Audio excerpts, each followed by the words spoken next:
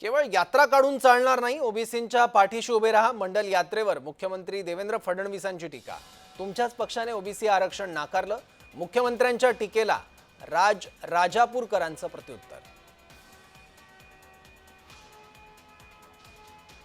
प्रकारच्या योजना ओबीसी समाजापर्यंत पोहोचू दिल्या नाहीत.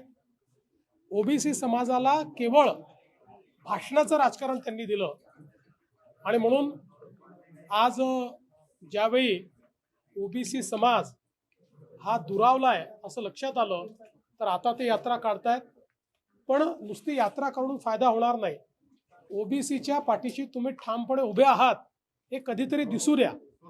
ज्यावेळी ओबीसींवर संकट येतं त्यावेळी मात्र तुमची भूमिका नरोवा कुंजरोवा असते, हे ओबीसींनी बघितलेलं आहे. पण ठीक आहे, आता आठवण आली असेल तर ती कृतीत दिसेल अशी अपेक्षा करूया. हे ते कमांडर होतं आणि हे यासाठी होतं की ओबीसी हा शूद्र आहे, त्याची त्याला जागा दाखवली गेली पाहिजे. तो शूद्र आहे आणि त्याला कधीही राज्याच्या मुख्य प्रवाहामध्ये, सत्तेच्या मुख्य प्रवाहामध्ये आणता कामा नये आणि म्हणून त्याला ओबीसी आरक्षण नाकारायचं, यासाठी ही कमंडल यात्रा काढली होती. त्या मंडल आयोगाच्या विरोधामध्ये ही कमंडल यात्रा काढली होती.